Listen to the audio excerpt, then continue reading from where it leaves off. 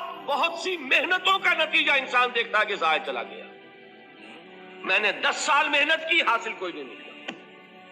یہ ثمرات کیا ہیں؟ محنتیں، محنتوں کے ثمرات کا ضیاع. کوشش آپ نے کی، قسمت کی خوبی دیکھیے، ٹوٹی کہاں کمن، 2-4 ہاتھ جب کے لبے بام رہ گئے. Be prepared. ایک شاعر کے یہ اشعار ہیں، وہ کمیونسٹ تھا، میں نام بھی نہیں لیتا، لیکن یہ کہ یہ اسی انقلابی، چونکہ ان کا بھی ایک انقلابی نظریہ ہے، انقلابی عمل میں یہ سارے مراحل آتے ہیں. کوئی سیٹ بیک آیا، فرض کیجئے کوئی ناکامی ہو گئی، تو اپنے ساتھیوں کو دل بندھانے کے لیے یہ فصل امیدوں کی ہمدم اس بار بھی غارت جائے گی، سب محنت صبحوں شاموں کی اب کے بھی اکارت جائے گی. میرے نبی کے ثمرات کا جو لفظ یہاں آیا ہے، وَنَقْصٍ مِّنَ الْأَمْوَالِ وَالْأَنفُسِ وَالثَّمَرَاتِ، سب محنت صبحوں شاموں کی اب کے بھی اکارت جائے گی. دھرتی کے کونوں کھدروں میں پھر اپنے لہو کی کھاد بھرو، پھر مٹی سینچو اشکوں سے، پھر اگلی رت کی فکر کرو، پھر اگلی رت کی فکر کرو، جب پھر ایک بار اجڑنا ہے. ایک فصل پکی تو بھر پایا، تب تک تو یہی کچھ کرنا ہے. ایک مقصد ہے سامنے، انقلاب برپا کرنا ہے. ایک کوشش ناکام ہو جائے کوئی پرواہ نہیں، نیکسٹ. پھر تیار رہو ناکامی کے لیے. ایسا نہ ہو جو انگریزی میں کہتے ہیں hope for the best but be prepared for the worst. ایسا نہ ہو کہ دوسری مرتبہ ناکام ہو کے بددل ہو جاؤ، تمہاری ہمتیں جواب دے جائیں. نہیں، پہلے سے تیار رہو کہ دوسری مرتبہ بھی ناکامی آئے تو آئے، لیکن جب تک کہ کامیابی حاصل نہیں ہوتی ہمیں یہ کام کیے چلے جائیں. دیکھیے سیرت میں آیا کہ نہیں یہ واقعہ. بدر میں مسلمانوں کو فتح ہوئی تو احد میں زک پہنچی کہ نہیں؟ 70 صحابہ شہید ہوئے کہ نہیں؟ اگر ان کی ہمتیں جواب دے جاتی تو گاڑی کیسے چلتی آگے؟ تو فرمایا وَلَنَبْلُوَنَّكُمْ بِشَيْءٍ مِّنَ الْخَوْفِ وَالْجُوعِ وَنَقْصٍ مِّنَ الْأَمْوَالِ وَالْأَنفُسِ وَالثَّمَرَاتِ. ہم تمہیں لازماً آزمائیں گے، خوف کی کیفیت سے، فقر و فاقے کی کیفیت سے، بھوک سے، جان کے نقصان سے، مال کے نقصان سے، محنتوں کے حاصل کے ضائع ہو جانے سے. وَبَشِّرِ الصَّابِرِينَ، اور اے نبی بشارت دیجئے صبر کرنے والوں.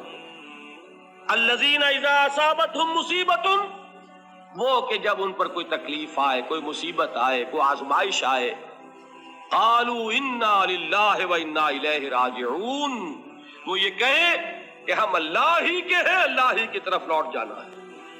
یہ وہی انداز ہے جو میں نے فارسی کا شعر سنایا تھا آپ کو کہ سرے تسلیم خم ہے جو مزاج یار میں آئے. وہ ہمارا مولا ہے، ہمارا آقا ہے. اگر اسے یہی منظور ہے تو ہمیں بھی یہی منظور ہے. میں نے تسلیم و رضا کی بات کی تھی نا، آپ کو کچھ شعر سنائے تھے. ایک شعر اور سنیے، اور یہ کس کا ہے؟ محمد علی جوہر کا. ایک مرتبہ جیل گئے، ان کی ایک بیٹی جوان بیمار ہوئی، فوت ہو گئی. باہر چھوڑا انگریز نے، جاؤ بھائی دفن کر دو بیٹی کو.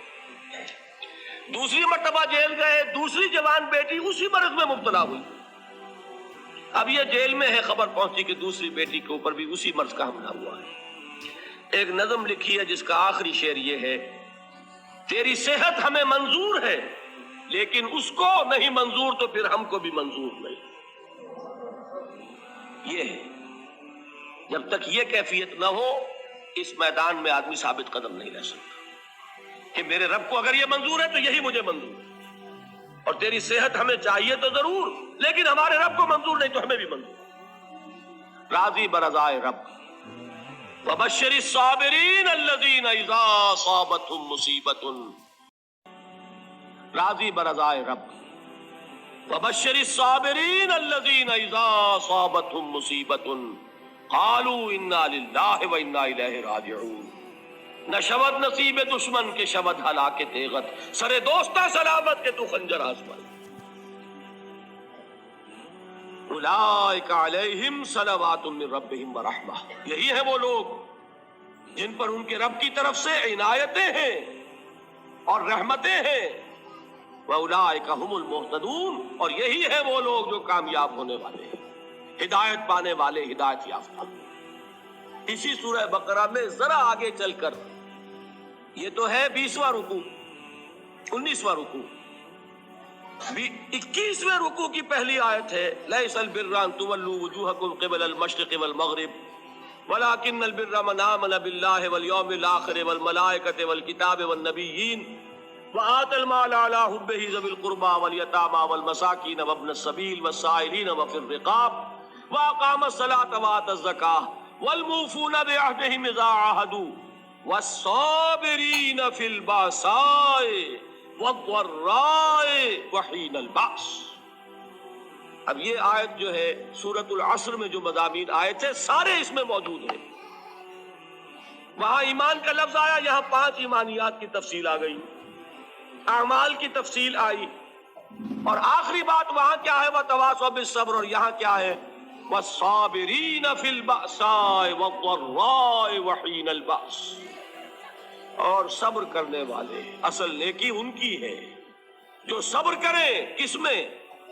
جنگ کے وقت، ذرائے، باسائے، باسا کہتے ہیں فقر اور فاقہ، واحد آئے گا باس تو اس کے معنی جنگ، اور باسا جمع میں آئے گا تو فاقہ، فقر، بھوک، اور ذرائے جسمانی تکلیف، ضرر، جسمانی تکلیفوں میں صبر کرنے والے، فقر اور فاقے میں صبر کرنے والے، اور جنگ کے وقت صبر کرنے والے، اولئک الذین صدقوا واولئک هم المتقون، یہ ہیں وہ لوگ جو صبر کرنے والے ہیں، یہ ہیں جو سچے ہیں، جو اپنے دعوے میں نیکی کے اور ایمان کے صادق ہیں، اور یہی وہ لوگ ہیں جو متقی۔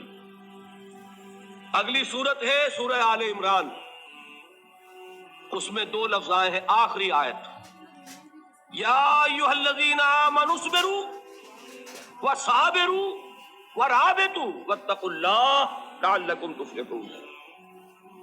دیکھیے یہاں صبر اور صابر، جو تعلق جہد اور جہاد کا ہے وہی ہے صبر اور مصابرت۔ صبر ایک طرفہ عمل ہے، آپ جھیل رہے ہیں، برداشت کر رہے ہیں، صبر علی المعصیہ، صبر علی الطاعہ، صبر علی الابتلاء، یہ سب کیا ہے؟ صبر۔ اور مصابرت کیا ہے؟ صبر کا صبر سے مقابلہ۔ یہ سورہ آل عمران، اب وقت نہیں ہے، میں آپ کو سناتا اللہ تعالیٰ نے کیسے کیسے مسلمانوں سے کہا، مسلمانوں تمہیں زک پہنچی ہے تو انہیں بھی تو پہنچی تھی، ان کے 70 نہیں مارے گئے تھے بدر میں، ان کے حوصلے جو ہیں وہ تو پست نہیں ہوئے، وہ اگلے سال آ گئے تم پر چڑھائی کر کے، تم کیوں اتنا برا مان رہے ہو؟ تمہارے دل اتنے زخمی کیوں ہو گئے؟ تمہیں تکلیف پہنچتی ہے تو انہیں بھی پہنچتی ہے۔ اپنی غیرت جو ہے ہمیں ذرا اس کا جائزہ لینا چاہیے۔ لوگ باطل نظریات کے لیے کتنی قربانیاں دے رہے ہیں، لوگ باطل چیزوں کے فروغ کے لیے کتنی محنتیں کر رہے ہیں۔ جیسا کہ میں نے ابھی کہا تھا، اسی غیرت کو چیلنج کرنے کے لیے، ذرا آپ کی حمیت دینی کو جوش دلانے کے لیے، قادیانی نوجوان کتنی تعداد میں اپنے آپ کو دین کے لیے وقف کرتا ہے، اور آپ کتنے نوجوان ہیں جو اپنے آپ کو دین کے لیے وقف کرتے ہیں، اور وہ کھاتے پیتے گھرانوں کے لوگ۔ یہ نہیں ہے کہ اگر کوئی اور کام نہیں کر سکتا تو پھر یہ ہے کہ وہ دین کے کام میں لگ جائے۔ باصلاحیت لوگ، کھاتے پیتے لوگ، ذہنی استعداد رکھنے والے لوگ، اونچے گھرانوں کے لوگ، وہ وقف کریں اپنے آپ کو دین کے لیے۔ اس کے بغیر کیسے باہر آ جائے گی، کیسے رونق آ جائے گی؟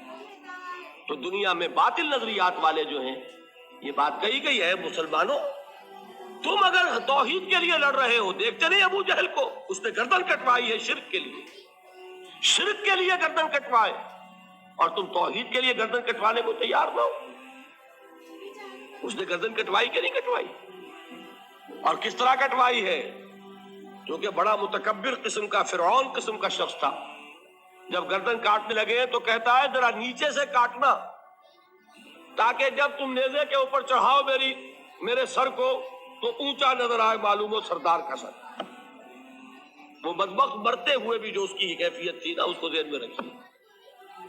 تو یہ اس لوگوں نے قربانیاں دی، جانیں دی، تو فرمایا اگر تم ان سے زیادہ قربانی نہیں دو گے، جو نوٹ کر لیجئے اس کو، مجرد اگر حق کو غالب کرنا اللہ کے ذمے ہو تو آنے واحد میں غالب کر دے گا، تمہیں تکلیف ہی دینے کی ضرورت نہیں. سمجھ رہے؟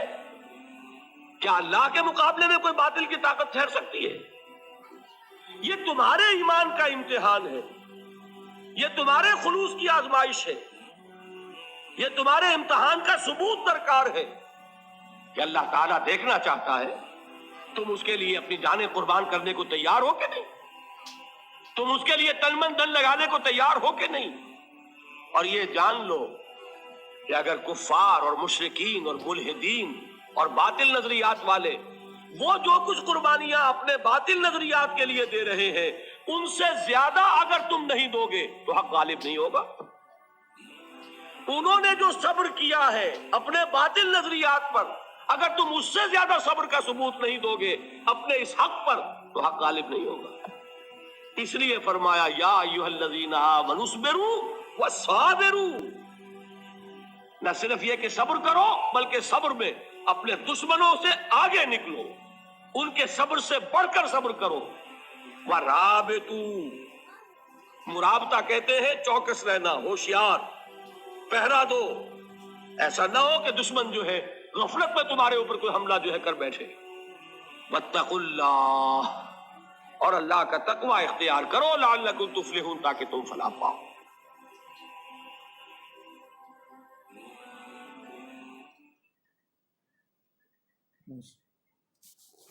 مریم پوری چٹائی پہ پانی پانی گرا رہی ہے نالائق، اور گلاس میں نہیں ڈالنا، وہ کیمیکل ہے، اس سے پانی پیتے گلاس میں. اٹھ رہا ہو، گلاس کا کھیل کیوں لائی تو نے؟ بھائی چٹائی جلدی پہنچ موسیٰ، اسے چٹائی پہنچ جلدی رکھے گلاس وہاں کچن ٹیبل پہ، تو میرا ہاتھ سے پیٹنے والا. وہ پہنچ جلدی پانی، چٹائی پوری خراب ہو گیا ختم. تو میں نے بٹن بتایا تھا نا اس کو اوپر کلک کرو.